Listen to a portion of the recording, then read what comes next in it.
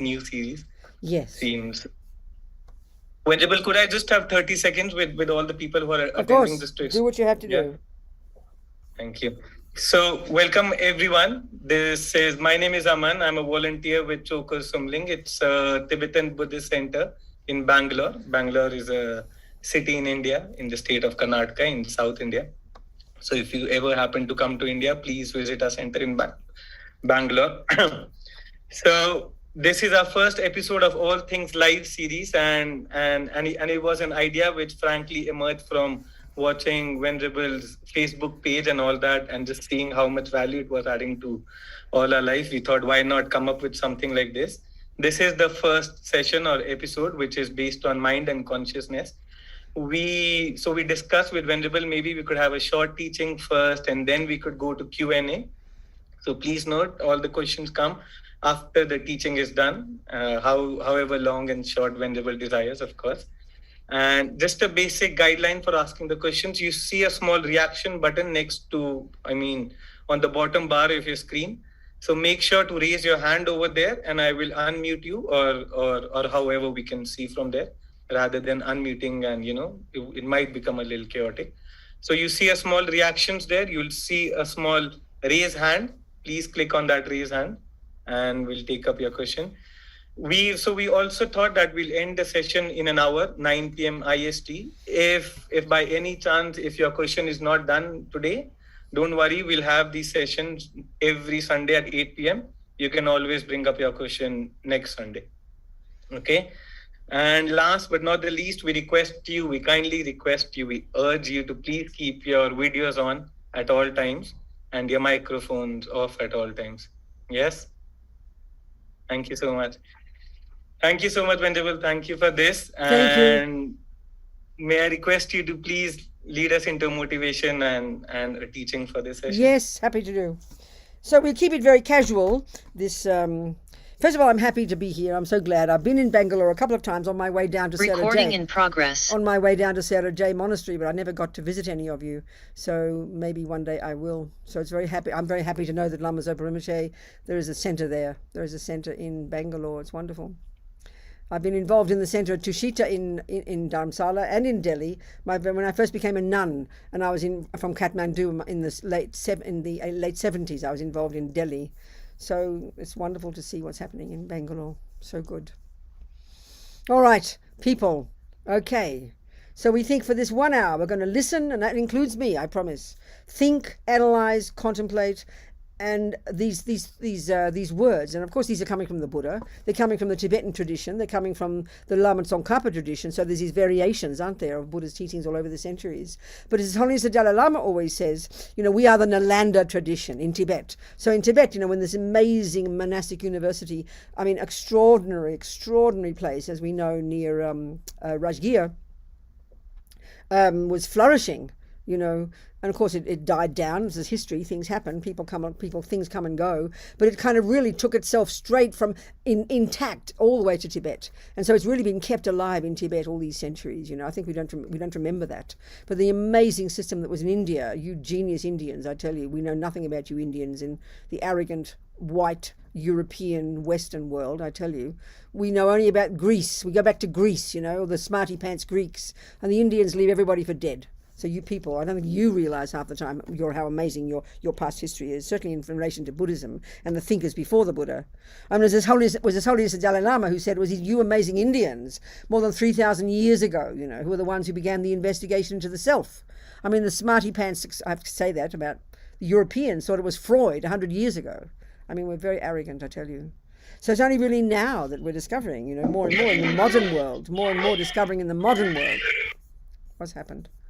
More the extraordinary thinking, the thinkers, the Indian thinkers, So as we know, Buddha, in this holy being, this amazing royal person, he came along in that system, and then he went as far as he could go, he felt, and then he diverged in his own direction, in relation in particular to his own experiential findings about the nature of self. So that, that's really our topic here. I mean, it's the mind, consciousness, but in order to understand what the self is, how it exists, we need to understand the mind. This is absolutely central to all the Buddhist teachings. And we can see it's central to the materialist world. It's central to psychology is really huge, isn't it, in our world these days? Although we tend to put them on the bottom of the totem pole, I think. Hard sciences we think are much better because we're a bit nervous about something that's kind of mental. But this is Buddha's expertise. So why is it so central? Because as far as the Buddha is concerned, and this is the fundamental point that he's found, that every millisecond of any happiness that we ever experience, and any millisecond of any suffering that we experience, and he's including the monkeys and the ants and the rest, every millisecond of our experiences, our happy ones and our suffering ones, and we're pretty concerned with those, the main source of these is in our own mind. So this is a shocking concept. It's just not fitting with the philosophical materialist view, and it does not fit with our own experiences. I mean, the way we experience the world, it's like a joke to say that when my boyfriend is mean to me, that my mind is the problem. This is extremely hard to hear. And then when we do hear it, we twist it around and then say, oh, you mean I'm the problem, it's my fault, and we get all self-piteous, But it's really incredibly important to understand this point. Intellectually first. I mean, and this is something that's very interesting as well, I mean, I think we mystify spiritual experiences. We think there's something beyond words, beyond the intellect, beyond the mind, and we think you've got to close your eyes and sit in some special position and something mystical will happen. I mean, I'm being a little bit sarcastic, but we tend to mystify religious, spiritual experiences. But the approach here, which is very much coming from the tradition coming from the Nalanda amazing monastic university system, where and indeed the Indian system before that, the thinkers, that the philosophy and the psychological thinking is the basis of what we experience. So learning to know the theories first is kind of very powerful. There are different approaches in Buddhism. For example, Lama Yeshe's marvelous book called Mahamudra, How to Discover Our True Nature. Mahamudra, Dzogchen, we love. We get very excited when we hear these. These are certain techniques within Buddhism that actually are more sophisticated. On the face of it, they seem very simple, but they're much more sophisticated because they're directly experiential, beyond the intellect. And we like the idea of this. So, indeed, we need to go there eventually. But the most powerful way to learn about the mind is to learn first, what is the mind? What is Buddha talking about? I mean, we all know in the world you can have the same word, but several definitions. We know that. So the word mind, there are several definitions. We can't assume we all mean the same thing. I mean, the philosophical materialist view, and this is the one that we tend to take as a given, is that the word mind refers to the brain. Well, not for the Buddha. It's very simple. Very simple. Mind is synonymous with the word consciousness, number one. Number two, it's not physical. It's not physical. It's not a function. It's not the brain, and it's not even a function of the brain. I mean, this is too shocking for words, especially if you're a neuroscientist or some well-educated psychiatrist or psychologist. Don't just throw this out. We better hear what Buddha's meaning, if we want to understand Buddha's approach. You can't understand Buddha's approach really if you think that he's talking about the brain. He doesn't know about the brain. It's not his expertise. So the mind is not physical. So what does that mean? It means it's not the brain, it's not a function of the physical, but it doesn't mean it doesn't depend upon. So the Vajrayana model of the universe, the more sophisticated Buddhist teachings, they talk about we've got gross consciousness or mind, and we've got a gross body, this bag of bones right here, and they're inextricably linked. So it doesn't argue that the brain doesn't have a role. It's just a question of understanding how to talk about it, how to put these ideas together. We've got this subtler consciousness and subtle physical energy, and this is very similar to the Hindu systems, the tantric systems, as well as the Tibetan medical one, as well as the similar to the Chinese system. We've got these subtle physical energies linked to our subtle mind, subtler level of mind, and then we've got very subtle consciousness and indeed very subtle physical energy, and it's dealt with in great depth in the literature. So here we're just discussing then, okay, mind is not physical, your thought. And so what does the word mind refer to? Well, it refers to the entire spectrum of your inner being, or your thoughts, intellect, up here, what we think of up here, intellect.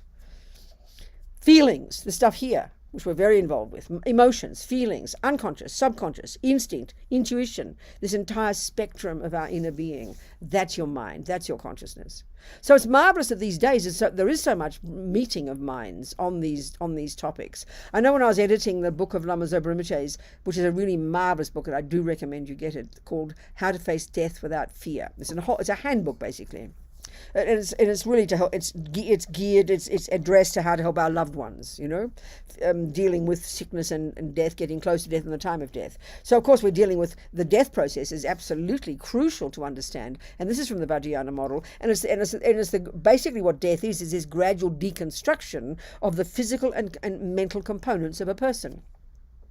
So there's all sorts of meditations we can do, and there's ways of becoming familiar with this process, of course, because as we know, if we're Buddhists, we're talking about our consciousness being not physical and carrying on to a future life. So we need to know how to navigate death. Well, I know while I was editing that book, I read a book by an American medical journalist called Nick Teresi, and he's a very funny fellow, and his expertise is death in the materialist world, So of course everybody thinks he's depressed because he talks about death, but he's actually very funny. He's wonderful, and one of his chapters, a lot of the talk was the main point of his book it's called The Undead. It's not about zombies. It's because of all the contradictions and problems and obstacles now in the modern world in relation to the business of taking organs, what do you call it? Giving your organ after you've died. Because suddenly the things that we've known for centuries around all the world, in all the different cultures, are always reports, aren't there, of people coming back to life, quote unquote, after they've been considered dead. People knocking on their coffin. Even in the Victorian times, I've heard that people in England would put a little bell in their coffin. Excuse me, I'm not dead yet, kindly let me out. I mean, we sort of joke about these things and we can't deal with it in the materialist view, because we know perfectly well if the brain has stopped, you're not positing anything else. So it's really becoming a puzzle, and it's becoming quite an obstacle. And he had a whole chapter, for example, on people having out-of-body experiences. He has no view about this himself, but he's reporting experiences. So these can be perfectly explained in the Buddhist model. But what was interesting, one doctor in this business he quoted him as saying, "I can now say with certainty that consciousness is not a function of the brain.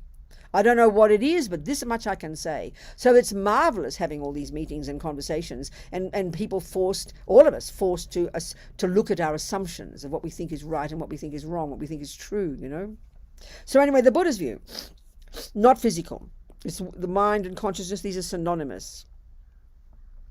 It's referring to not just the grosser levels of our intellect, but to the most subtle levels of our being that actually we don't even posit as existing. Now, I mean, forget the Vajrayana model, but even in the Sutra teachings, I mean, we know perfectly well before even the Buddha, you genius Indians, you're the ones who discovered, who invented, who created this extraordinary psychological skill called shamatha, called single-pointed concentration. I mean, this is how come you even this is the point, this is the essence, one of the amazing techniques that you developed. And the Buddha took this very comfortably when he left and went off in his own direction, taking this system, this technique with him. And of course, with that technique, you are able to completely subdue the grosser levels of the intellect and the experience and the emotions and the sensory consciousness and the body to go to these subtler levels of your mind. And that's your mind. It's a subtler level of your mind, a subtler level of your own capacity for cognition. So this is now only in the modern world we're discovering this and sort of starting to even try and imagine how it's possible. But this is an incredible technique, and it's a fundamentally necessary technique in Buddhism in order to experience, to get to the level of mind that we need to get to, to do the job of unraveling and unpacking our mind and ridding the mind of all the rubbish, which is the clear point that Buddha has found, and developing to perfection all the goodness in our mind. So this technique is astonishing, and it's been around several thousand years, 3,000 more plus years, So this is, and when you see a person who's fully developed shamatha, they're going to look like they're dead because they've gone beyond the grosser level of consciousness. So this doesn't fit with the materialist model because we're discussing a brain. This is not criticizing neuroscientists. I'm not trying to be insulting. So, I mean, the way to put it, I suppose, a simple way, without insulting neuroscientists, is that the function of the brain, you can say, is a physical indicator of what is going on in the mind. It's like a signpost. But, of course, only the grosser level. This is the point, because Buddha asserts these much subtler levels. So the point of all this is, is as a background, is to have, the bigger view in Buddhism, of course, and all this is the bigger view in Buddhism is indicated by this word Buddha. It's very marvelous, actually. This word Buddha, the etymology of the Sanskrit word and the Tibetan equivalent, Sangye, is that sang or Bud implies the total eradication from one's mind, from one's being, from one's mind, of all neuroses, all ego, all fears, all nonsense, all attachment, all anger, all ego grasping, utterly, because Buddha has found, and this is what's astonishing, that these states of mind are, they say they're adventitious, that they are not intrinsic to our being, they're not integral. So this is the goal of all Buddhists, no matter how much you're doing, whether you're studying for 15, 20 years in these Nalanda monastic university systems, or whether you're sitting on your cushion, your job finally, the point of all of it, is to rid the mind of all the rubbish. And second, not only that, da or ge, that implies the development to perfection of everything else in your mind, which is integral to who we are, which is fundamentally who we are, which is our virtues. Speaking very simply, wisdom, clarity, kindness, love, compassion, they are at the core of our being. This is what underpins all Buddhist philosophy and all Buddhist psychology and all Buddhist practice. This is the point to understand. Of course, this is long term. Don't hold your breath. Might take several lives, depending on where you're at in your practice. But the goal of all the practice, and you've got to understand this, it's not just to sort of feel nice while you sit down with your eyes closed on a cushion to feel nice. I mean, that's absurd. The goal finally is to get such brilliant wisdom, and you can do that finally when you get single point of concentration. Having studied all the teachings, you can then unpack and unravel your mind and deconstruct and get rid of these delusions, the stuff which the Buddha says is the source of our suffering. That the neuroses in our mind are the main source of our suffering. Yes, the boyfriend plays a role. He did punch me in the nose, you saw it. That does play a role. But for the Buddha, that's a secondary cause. It's a catalyst. And this is a shocking point for us. Because for us, it's the exact opposite. And then second, and so the goal of the Buddha, the long-term goal, become a Buddha, rid the mind of all the rubbish, and to grow all the goodness. And why do you want to do that? Why should you? Because that's the point. Because what's in your mind is the source of your happiness and the source of your suffering. So, Buddhism, you can say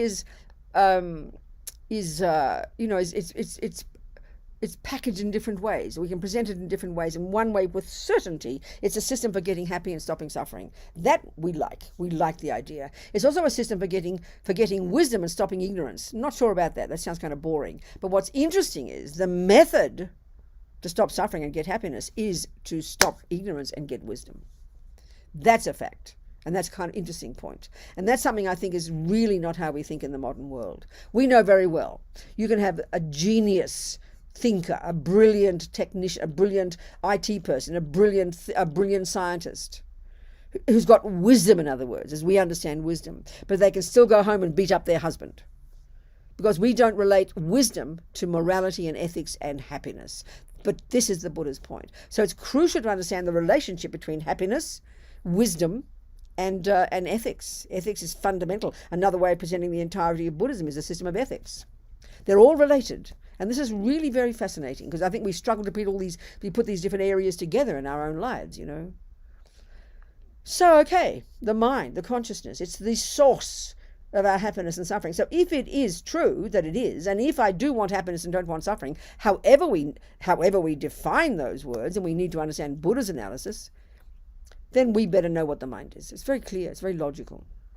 So you ought to first intellectually understand it. You can't just close your eyes and think you're going to see it all. I mean, that's like looking at a garden and thinking that suddenly botany will reveal itself to you. No, it won't. You've got to go study the books first. Then you look at the garden and your looking is informed with wisdom. Same with your mind. And this is one of the biggest mistakes, I think, in the modern world. We just think there's something sort of mysterious about sitting on a cushion with your eyes closed. I mean, it's like embarrassingly absurd to think that somehow meditation in its nature is something mystical. No. I mean, it's just it's a series of formal techniques that enable you to learn to become in charge of your mind, so you can learn to unpack and unravel it and change it. It's really hard work. So you've got to start with some theories first. You can be mindful of what's in your garden for 57 years. You can look at your garden perfectly every day for 1 hour with perfect concentration, and you can even memorize it and even do a drawing of it. But what good is that unless you know what you're seeing with your mindfulness? You can't look at your mind and you can become very peaceful And that's very nice. We need to be peaceful. But if we don't understand what we're seeing, we don't have names for what's there. If you can't identify a weed from a herb, what is the point of being mindful? It's just a stupidity. It's idiocy. So we need to inform our mindfulness with wisdom. We need to know what we're seeing in the mind. So learn first the theories. This is how we learn everything. We're very good at this.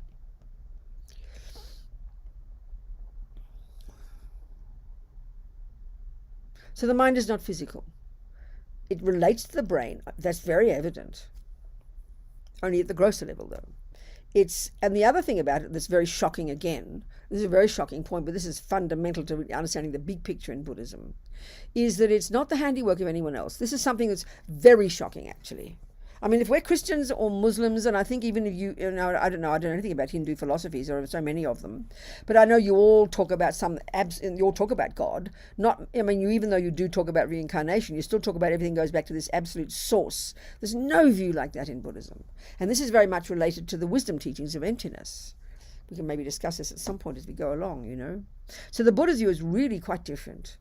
So if you're a materialist, as far as we're concerned, your mother and father created you. And we know that if you want to understand yourself, you track yourself back through your mummy and your daddy and your grandma and your grandpa and your great-grandpa, and you get back to the monkeys. That's the system in the West, in the modern scientific world. No problem with the body. Mummy and daddy did give us a body, genes, DNA, all of this. Yes, they did. But that ain't your mind, baby. They don't give you love and compassion and psychosis and sainthood. And they don't come from a creator. You can't track yourself back to a source. We all want a first moment. This is part of the view, about dependent arising, how things exist. We all have an instinctive view of not dependent arising. We all have an instinctive view of some absolute big bang first moment. We call it God, we call it whatever you want to call it, you know. Buddha does not have that view. That's where he diverged from the other Indian views. So where does the mind come from then? Where do I come from, we'll say. Well, where does everything come from? You know, I remember that His Holiness, with all his marvelous discussions with all the scientists, you know, I'm paraphrasing here. Big Bang, he said, no problem. Just not the first Big Bang, that's all. We all want to go back to a first moment. When we go to our therapist, where did my suffering begin? So we go back with the therapist looking like for a needle in a haystack, looking for what happened when I was 2.5 or 7 or 4. Ha ha, that's when it all started. We all want a first moment. It's irrational, Buddha says. It's not logical. It's not logical. The process of cause and effect means you can't have a first cause. I know in the Christian teachings, the Catholics, for example, I was a Catholic, you know, there are these serious philosophical teachings about showing how there can be a first cause, capital F, capital C, God. Not for the Buddha. He's not being argumentative. He just says it's not a possibility. It's not feasible. This is all the teachings about emptiness, actually. So where does your mind come from? Well, you know, this moment think of your mind as a river of mental moments, not some static thing in your brain. It's a river of mental moments. This moment of my thoughts and feelings and emotions come from the very millisecond before this. And that second came before that. And that's before that. So it's a river of mental moments. You track them back. And you go back. If you had perfect memory, you go back to the first second in conception, when the egg and the sperm came together. So you tracked it back to the second before. The egg was in mummy's body, sperm was in daddy's body, and where was your mind? Your mind had a previous moment of itself. It's a continuity of mental moments. And a few weeks before that, before conception in your mother's womb or your mother's fallopian tube or wherever, your mind was in a previous body and a previous body. So of course we keep going, well, where did it begin? We're determined there has to be a first moment. You won't find one, Buddha says. Not because you can't see it, but there isn't one. Why? Because whatever exists now, matter as well as mind, they are beginningless. They have to be, if you posit cause and effect. And of course, it's the craziest idea for our heads. We can't handle this weird concept. You mean my mind is beginningless? You mean the universes are beginningless? Well, yes, logically, there's no choice, Buddha says. So your mind's not physical. It is not the handiwork of another person. This is the weirdest concept for the Buddha. This is really too weird for words, that your love and compassion and goodness and badness can actually be transferred from another person to you. It's the wackiest, strangest idea. And the more you work with the Buddhist views, if you choose to, and try to be a Buddhist, the more strange it sounds. So what's the implication of this? This is the most marvelous point, that my mind is mine. My anger is mine. My love is mine. My goodness is mine. And then you start to own it. Because one of the consequences of this view that I come from someone else is that I'm this innocent victim. Look at us. I didn't ask to get born. And we're looking out there all the time for whose fault it is. His fault, her fault, their fault. It's everybody else's, including for our happiness. You know, you blame your boyfriend for your suffering and you blame your boyfriend for your happiness. So this is a really demented view, you know. This is opposite to reality, Buddha says. This is subtle stuff, you know. So your mind is not physical. It does not come from mummy daddy. It is not a function of your brain. It's got much more subtle levels. And it can be developed to perfection. That's the essence. Now you can ask me some questions. Come on. Anything you like, I don't care. Thank you so much, Venerable. So again, if you want to ask any questions, you can raise your hand via reactions and I'll unmute it because I've taken away that power to unmute right now. Anything at all. Just start the ball rolling. Start a conversation going. So there's B asking to unmute. And there's Subhashini wants to talk to me. Okay. Yeah, I wanted to talk. Good. Talk to me. You made 2 points, though you speak very, very fast. No, it's true. I'm sorry. I do. I know. I have this anxiety to fit up as much as I can. I have myself been a teacher, so, Okay. you know. Yes. But the main thing is that the 2 points that you made, Yes. which were interesting. One is you talked of wisdom as if wisdom is something which is unrelated to other issues, the mind, for instance. Oh, I don't mean it like that, but please tell me your question. Please tell me your thought, and I will clarify what I meant. Okay, the question is that when you keep using the word wisdom, Yes. in the Buddhist context, it is equated with wisdom realizing emptiness. No, I'm talking, that's a very good point, thank you. That's the final wisdom. And when I say the word wisdom, I'm really meaning in the simplest way, being in touch with how things exist. 1 + 1 is 2, that's wisdom. 1 + 1 is 3, that's ignorance. I'm talking in the simplest way, not some grand level, not even the final level. But yes, indeed, the final level of wisdom, which is the subtlest wisdom, when all the other ignorances have gone from our mind, the misconceptions have been removed, we then see finally how things exist. But I mean it in a very general way about being in touch with reality. And that's a key way of describing why we suffer. The Buddha's point is, and I want to go into this, that the function of all the unhappy states of mind, like attachment and anger, for example, one of their key functions is they cause us to not be in sync with how things exist. That's why we suffer. What do you think?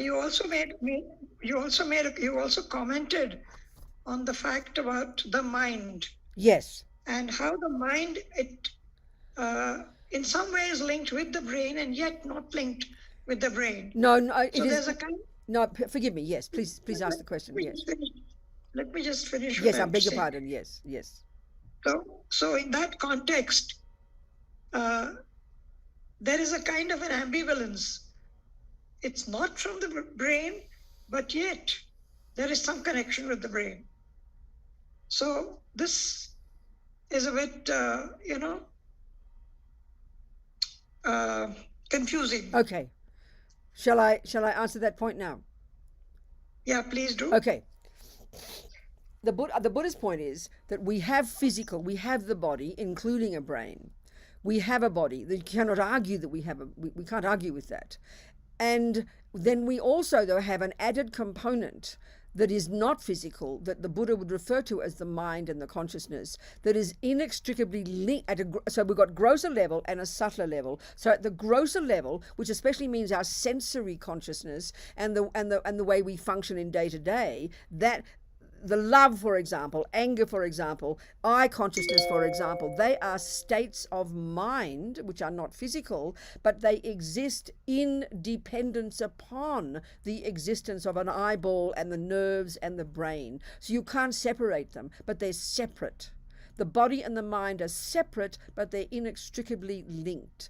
So that's not meant to be so that's the same at a subtler level. They talk about how we have subtle consciousness and subtle physical energy. They are inextricably linked. So in other words, eye consciousness for the Buddha is the capacity of my mind, which is not physical, to cognize something, but it can't possibly function unless there is a physical eyeball. That's the way of saying it. Does that make sense?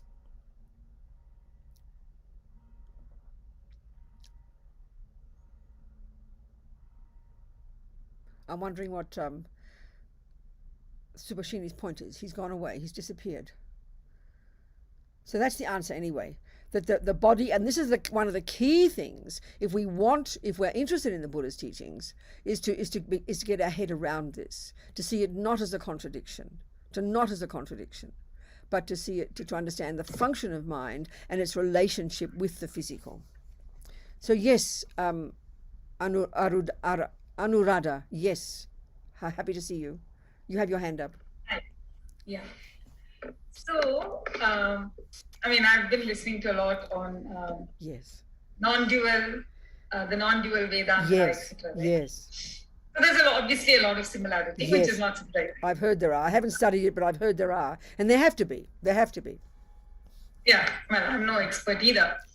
But it seems to me that when you talk about the subtler level of consciousness of the mind, that's what they are talking about in the Vedanta, which is your consciousness, right? Mm-hmm. Where your mind, your body, etc., they're all part of that larger consciousness.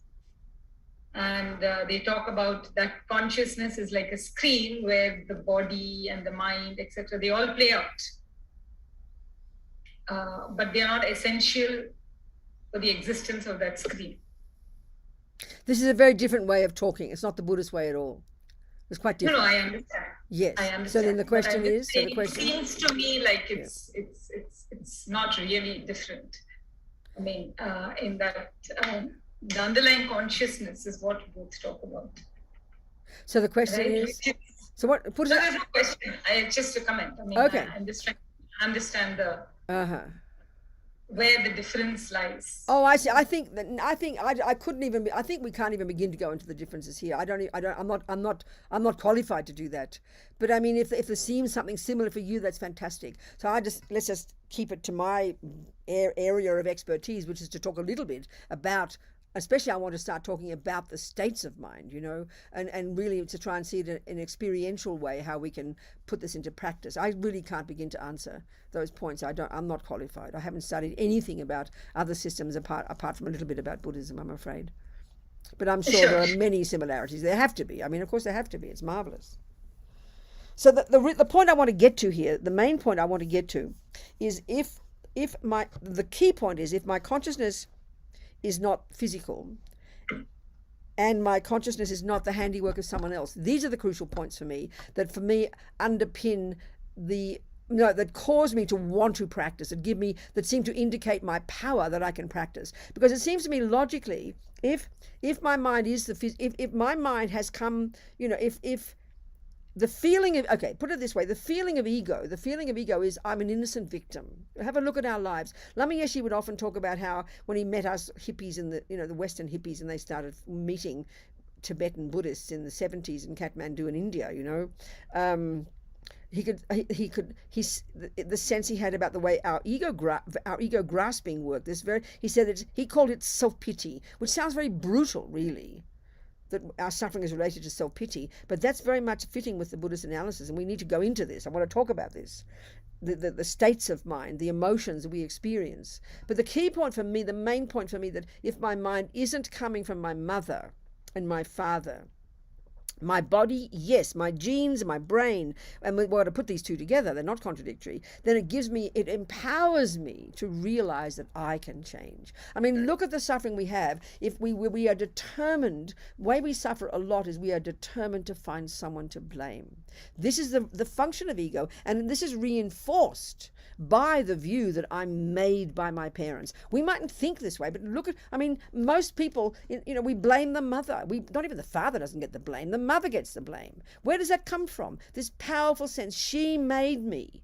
And for me, that's logical. If my mother and father actually created me, meaning also gave me anger, gave me psychosis, gave me love and compassion, that for me, this is logical. If they gave it to me, then they are responsible. You are absolutely right.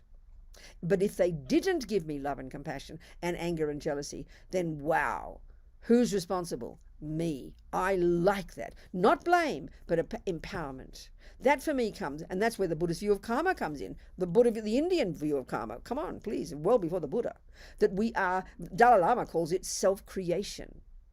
Self-creation. That he basically saying every millisecond, Buddha's saying every millisecond of what we think and do and say programs our consciousness, programs us, and that turns us into the person we become. Now, the thing is, I find it very fascinating. We understand that when it comes to, say, becoming a musician. You know very well you need the external conditions. You need Bach's music. You need Steinway's piano. You need a good teacher. But you know you are the main cause of becoming that musician. You don't say, oh, I'm a good musician because of my teacher, because of Steinway, because of Bach. You know, if you're a bad musician, it's all their fault. You're proud to own responsibility. And then you know, secondly, every millisecond of what goes on in your mind in relation to music is utterly important. It's what produces the musician. We get that. It's called science. But as soon as it comes to happiness, as soon as it comes to emotions, it's not my fault. It's my mother's fault. It's father's fault. It's their fault. It's everybody else's fault but mine. There's no empowerment. There's no ownership. So therefore, that's why we feel so hopeless. That's why we feel so unempowered. I can't do anything. My brain is no good. I'm sick, I'm bad, I can't change. This is the way we suffer so terribly.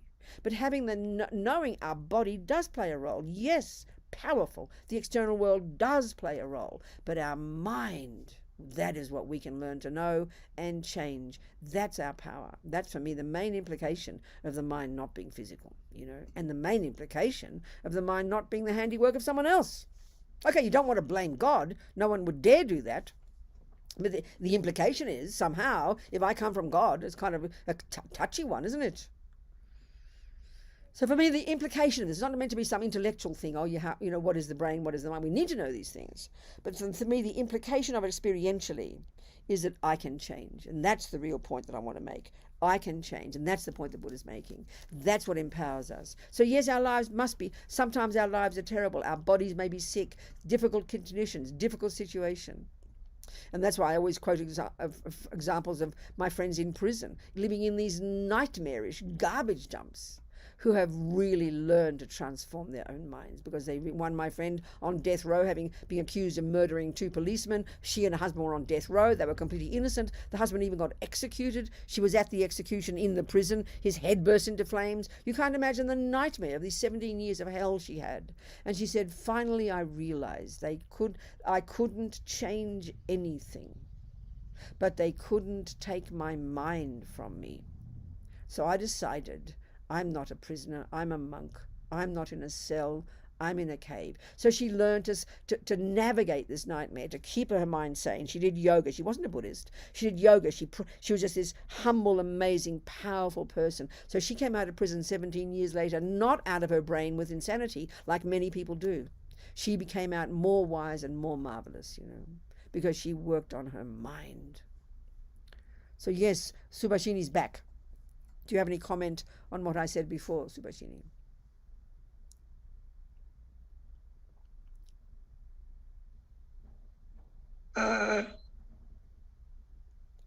Sorry. I answered your point before, but I think you disappeared. I don't know if you heard my answer. Was it satisfactory for you? You see, you've been talking about blaming your mother or your parents or whatever else. But that is very much a Western viewpoint. I don't think so. I'm sorry, I have to interrupt you here. I've met lots of Indians who never stop blaming their parents and their grandparents and their children. They moan and complain like everybody else. Please forgive me here. Please forgive me. That is not a Western view. Maybe you don't. Maybe you Indians adore your mothers, but you're going to blame your grandmother. You'll blame your mother-in-law. You'll blame the next door neighbor. That's again. No, the people you have met are those who have been influenced by Western. No, I'm suggesting, this is Buddha's view. I'm putting it in very modern words with my Australian accent, but I'm describing Buddha's view of the universe, that because of this misconception that we're somehow, we're sourced from somewhere else, we don't have a sense of any ownership of our own minds. I mean, Buddha's saying why we suffer at all, why we have any attachment, any jealousy, is because of this reason, you know. So this is really what I wanted to talk about. In our 20 minutes we have left, let's talk about a little bit, present, and then we're going to be going the next few weeks we can unpack all of these ideas. But this is, I mean, it's my way of putting it. I know I sound very blunt, Subhashini, but please forgive me. But I'm trying to describe in down-to-earth terms the implications of having these misconceptions in our mind and the Buddha's approach to how we can get rid of these misconceptions. So the Buddha's view is we've got the root. If you look at the Buddhist model of the mind, you divide all the contents into 3 categories. Those that are negative and neurotic and deluded and ego-based, and this is not the modern psychological model at all. Then you have the virtuous, positive, optimistic, good positive states of mind. And then you have the third category, which are like, they're like the mechanics of the mind that enable us to function. So this presentation of the way the mind works is really crucial if we want to understand Buddhist psychology. And this is the key point about the Buddha's view describing. He makes this distinction between neurotic, I-based, deluded states of mind that are the source of our pain and valid, appropriate, positive states of mind that are the source of our suffering. This is the crucial point, and this is utterly different from the modern psychological models. And I don't know anything about, I mean, these views about the mind coming from the Buddha, they come from the previous Indian views. So you people must be familiar with this if you've studied, the Indian philosophies. I haven't. But I mean, Buddha didn't invent this. It came from what he'd already learned, So we've got these unhappy, deluded, neurotic states of mind, and we need to identify them. So the root delusion, they call it the root neurosis, the root delusion, is this primordial sense of a self, the concrete sense of self. And that's where Buddha diverged in his own direction, in relation specifically, and that's of course where the teachings about emptiness come in, and this is where surely absolutely similar to the non-dual teachings and so on and so forth. So the root delusion, the subtlest one, the one such that we can't rid our minds of that until we've got shamatha, until we've done masses of meditation. It's only then we can uproot that one. But on the basis of this, we've got attachment. Someone's got their thing on. Can you tell them to turn it on? Hi, yeah, actually. Okay, thanks, darling. It's okay. So we've got Buddha talks about the 3 poisons. It sounds kind of cute, but it's really quite profound, and they're the root of all the other unhappy states of mind. So we've got this strong sense of self, which it causes us to be bereft, lonely, and it's totally fear-based. Then on the basis of this is this massive emotional hunger, this attachment to get what that supposed I wants, and that virtually runs the show. According to the Four Noble Truths, Buddha's teachings, this effectively is the main cause of suffering in daily life, and this is a big shock to us. This is not fitting with the modern psychological views, That attachment is enormous. It's deeply instinctive. It's from practicing it from countless lifetimes. We become totally programmed with it in this life. It's kind of primordial. And it's this constant feeling, the energetic feeling of it, the deepest one, is a feeling of dissatisfaction. I don't have enough. I am not enough. And that manifests as a very heavy way in the modern world as self-loathing, because whatever we get, whatever we see, whatever we have, whatever we are, automatically we find fault. Automatically we see no, and we are utterly, utterly dissatisfied. So this attachment, this emotional hunger, if you're dissatisfied, you're always searching for something else. And then when you don't get it, and this is 1,000 times a day, that manifests as the third of these 3 poisons, which is called aversion. So the volatile expression of aversion is anger. The more mild levels of aversion, the more mental state, is always finding fault. Everything's always negative. Every time anybody says anything about you, especially when it's yourself, you're going to say, no, I'm terrible. I'm no good. I'm bad. I can't do anything. I'm hopeless. I haven't got this. I haven't got that. She is no good. He is no good. It is no good. It's a real serious mental state. We've all got it. It's called attachment and aversion. And it's a question of the degree at which we've got it. This is the suffering of what Buddha means by samsara. This is daily life suffering. Join the universe, folks, So we need to begin to identify this attachment and this aversion and see this intimate relationship between them. Aversion or anger or irritation or annoyance or frustration or finding fault all the time, these mental states, they are the response when attachment is thwarted. They're the response when attachment doesn't get what it wants. This is the daily pain of most people's lives, the monkeys and dogs as well, and it goes to really subtle levels. And all the other unhappinesses like arrogance and low self-esteem and all the other business, they all kind of branch out from these. These are the primordial. I mean, with modern psychology, if you go to your therapist and say, I've got some anger, she'll laugh at you. She wants to hear some complicated term like ADHD or bipolar, the terms we've made up in the modern world. But this is Buddha's view, and it's been around for several thousand years, and before that, the ones before that. So, but to understand attachment and aversion, do not underestimate the power of these states of mind and how subtle and deep they go. And these are the source of our daily pain. These are the source, not the food. Not even that woman, Sunny, on death row, living in this nightmare. She could see with her incredible intelligence and hard spiritual work that yes, she could change nothing about this nightmare. It causes many people to go out of their mind with complete insanity. But she said, they couldn't take my mind from me. So what did she do? She and basically, putting in Buddhist terms, she learned to give up attachment. She learned to give up anger and rage. So what's the consequence of this? She became happy. This is the essence of Buddhist practice. I tell you, So now questions about that, please. Anybody else? Sorry, I had a response to what you said Good, earlier. darling. Why don't you say it? Yeah, no, actually, it was also in response to what Subhashini was saying, this idea that Indians don't blame.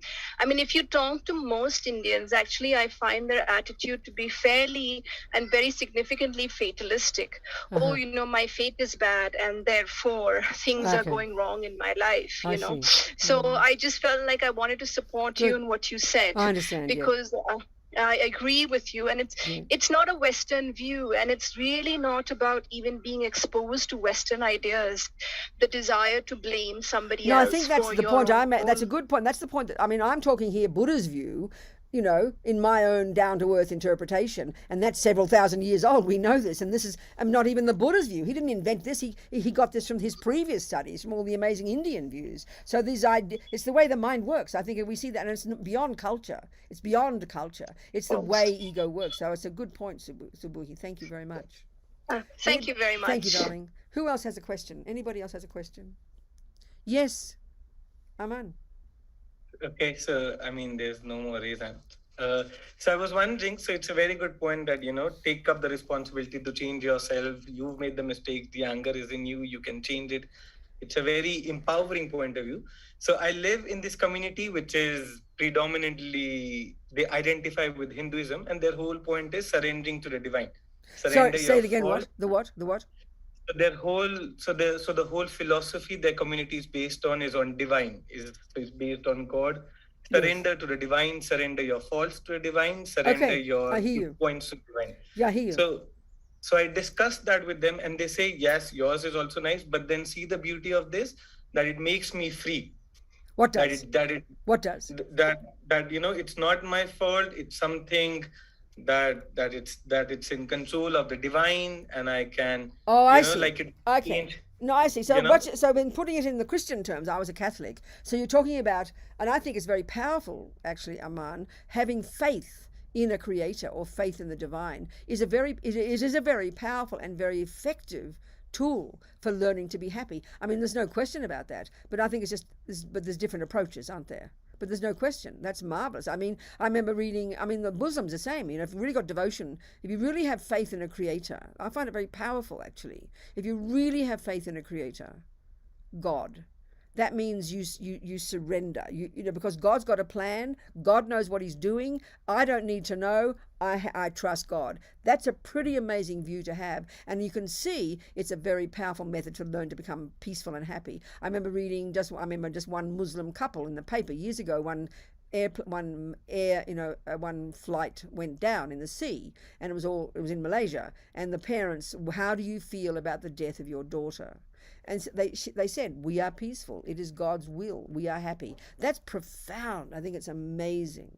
But it's just not the discussion here, that's all. There's a different approach, that's all. There's different approaches, aren't there? We have to find our own approaches, And as we very well know, if we're speaking, especially if we're studying Vajrayana, the teachings about guru devotion are very similar, actually very similar. They're very similar. You read the marvelous stories about Milarepa and his relationship with his guru Mapa, you're going to hear very similar. It seems almost the same, But of course, the philosophical views that underpin it are different because, as we know, the Buddhist view, and it's sort of similar. It's similar but not the same. You know, that there's this one cosmic consciousness that we become part of. That's not the Buddha's view. I become the Buddha and you become the Buddha. Effectively, you can argue we're all the same Buddha, but each of us becomes our own Buddha. I mean, I gave a talk in at the Catholic University in Melbourne, where I'm from, in Australia. And I mean, I talked about the similarity between the definition of God and Buddha. They're very similar. 3 essential qualities, as far as Christians are concerned: infinite wisdom, infinite power, infinite compassion. That's exactly the same as a Buddha. The difference is Buddhism doesn't see a Buddha as a source. And that's the teachings on emptiness. That's the difference. That each person's got their own mind and they become their own Buddha. But that's very shocking for Catholics, for Christians, to say that you become God. You can't do that. You can't talk like that. So there are many differences, and I think the differences are, not trying to be too intellectual, are rooted in this idea of interdependence, you know, and emptiness. So the Buddha's view is that each one of us, and you can have devotion, but you are the one who does the work. You are who becomes your own Buddha. You are the one who created your own suffering and your own happiness. They do not come from Buddha. There's a big difference there. Your suffering and your happiness absolutely do not come from Buddha. They come from you. That's the massive difference. Are we communicating, Aman? Yeah. What else? Hello, can I ask a question, please? Absolutely, please do, Pallavi. This is Pallavi. Yeah. Yes. Yeah, I wanted to ask you. I have also been doing the Nalanda diploma course from Tibet House, Delhi. Yes, wonderful, So, wonderful. Yes. Yeah, what I wanted to ask is that what stops people from taking accountability for their own happiness? It's a really good question, isn't it? I mean, it's a really good question. And I mean, a simple answer, and it's kind of embarrassingly simple. One answer is, it's just habit. I mean, this is not really not meant to be silly. Why? So it's habit, but more than anything, it's habit. I think, you know. I mean, so the way to understand in a technical sense is to look at the way ego works, and the way ego works, which is this. Okay. There's one is this habit, which almost seems too silly. Sort of, why are there weeds in my garden? And why are there not more flowers? Another answer is because you've allowed the weeds to grow. They've become a bigger habit than your flowers. But let's look into the character of the weeds and the character of the flowers. And this is the interesting point that I think is quite hard for us to see when we start to look into the way ego grasping, the root delusion, works. And this is the point that they say in Buddhism, and it seems not so exciting in the beginning. It doesn't seem very convincing. But the key function of ego grasping, the root delusion, and all the delusions that come from that, like attachment and anger and the rest, their key characteristic is that they are misconceptions. They are not, they're emotional, and we get very involved in the emotional. We've got to go deeper into them, and we're going to see that those emotions are grounded in these deep misconceptions, these wrong views about how things exist, and simply because we've practiced them for eons, they're totally integrated in our being. They're sort of like, they're literally instinctive. That's the reason. They're instinctive. And the fear and the suffering comes because they're liars. I mean, this seems so silly, but if you've got a 1,000 rupee note, I don't know, I think we have still got, haven't we, 500 rupee note. No, you've got a 5 rupee note, and you are convinced it says 500, and you've believed in this for so long, you've deluded yourself. So you know yourself, you imagine you've got your 500, you go out to spend your 500, you've got all the expectations of getting 500's worth, and you get 5 rupees worth, and the habit of seeing it as 500 is so ancient that and you get shattered every time you go to spend it, you get disappointed, you get upset. That's how we are with attachment and anger. So attachment believes there's a delicious cake there. We believe it, and it's been such an ancient habit that delicious cake really appears as delicious. That's the 500 rupees, but it's only worth 5. But we've seen it as so delicious for so long. And every single day we have all the expectations of what that cake's going to do for us. We put it in the mouth, and then 4 pieces later, I want to vomit, and we got disappointed again. So it's just habit, ancient eons of habit of believing in the lies that our mind tell us. That's the way that the Lamas say it. And they say that, and that's why Lama Zopa says, a powerful practice. You see the cake. The energy of attachment is so intense, this emotional hunger that is investing everything in that piece of cake. It's completely instinctive, we know. It appears totally divine, and attachment causes us to believe that when I get it, I'll get happy feelings. So we do that action, and then we get disappointed. And then, so the key practice is so powerful is, even though the cake appears delicious, you've got to stop and have the discipline to say to yourself, but it's not true. It's not 500 rupees. I see 500. It is not 500 rupees. So even if bad enough, as Lama Zopa says, that we see things wrongly, but the worst thing is we believe they're true. So a powerful practice is to stop believing an attachment. Stop believing you're angry with your sister. You're so upset. You're so full of emotion, and you have to stop yourself. She did do this and she did do that, but the anger in my mind is distorting the whole experience, and it's making it appear in a way that it doesn't exist. This is really hard, but this is a powerful practice. So it's habit. Powerful, powerful habit of believing the wrong things for so long. What do you think, Pallavi? Makes sense? Yeah, good. I mean, Buddhist, this is why it's a joke. This is why I'm talking about eons, talking about eons of habit. This sounds like ridiculous to us. Not just habit since we're little girls, I mean, this is the tragedy about the delusions. They're so long in the mind that they cause things to appear wrongly. Bad enough they appear wrongly, but the worst thing, and this is what Lama Zopa says, bad enough they appear wrongly to us. The cake, the boyfriend, the sister, the 5 rupee note. Bad enough that they appear wrongly to us. The worst thing is that we believe it's true. That's what keeps us locked in samsara. So it's cutting the habit, stopping believing it. And that's why this woman in prison, Sunny, 17 years, it's just profound what she said. I finally realized I couldn't change anything, but they couldn't take my mind from me. So I decided I am not a prisoner. I am a monk. I am not in a cell. I'm in a cave. She reinterpreted her experiences. It's not fantasy. It's profound, This is the source. And she remained a happy, wise person. She didn't lose her brain, She stopped believing in her appearances, Pallavi. She didn't talk about karma at all, but we can discuss it with karma. We'll do that another time. 3 minutes to go. So you people, I know I do talk fast, and I hope I don't talk too fast. But it's food for thought, okay? Any more? I think that's it. Let's just finish thinking. I have said a lot of things. I said quickly and loudly. I do know that. If there's anything that's left, any reverberation from it, anything that's been useful, even 1%, take that 1%, Try to practice it. And maybe the 1% is when you feel the attachment arising, you feel the annoyance arising, say to yourself, what I'm thinking isn't true. It's hard to hear that, but because we believe what we feel, and know we've got marvelous potential, and never give up on our potential. That's the main thing. So why don't we, for 2 minutes before we finish, 2 minutes, just be natural, close your eyes, and just watch your thoughts. Not your breath, your thoughts. No assessment, no analysis, no labeling. Just attempt to pay attention to whatever arises in your mind.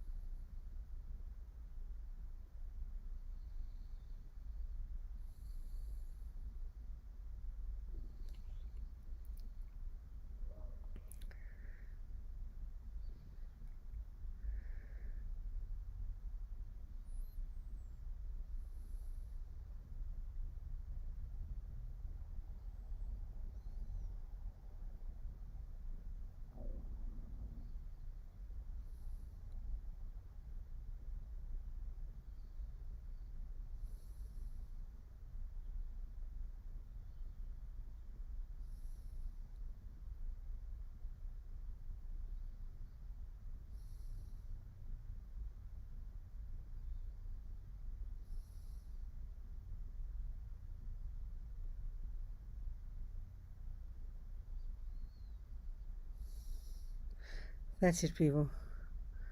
That's it, sweethearts. Dear kind people, thank you so much. So happy to see you all. So you're going to move towards bed slowly and do your practice, and I'm going to move towards breakfast. Okay? Wonderful. Very well. Thank you so much. It was beautiful. There was a comment which said in the beginning, I'm astounded not because the concept is new, but because it's been so simply put. I think it Good. just I think it's summarizes so important. everything. I know it's so important to bring it all down to earth, isn't it? Make this stuff real for our lives. Let's just do that. So I look forward to seeing you all next Sunday. Next Sunday. Thank We you have so a very exciting topic next Sunday, which is on love and relationships. Oh, good. So We're going to get into it. everyone, Oh, it's going to be very tasty. This is a perfect introduction, so we're perfect. So let me just finish with a little bodhicitta prayer. Jangchob semchog rinpoche make panam ke gyuchig ke panyampa me payang gong ne gong du pelba shog.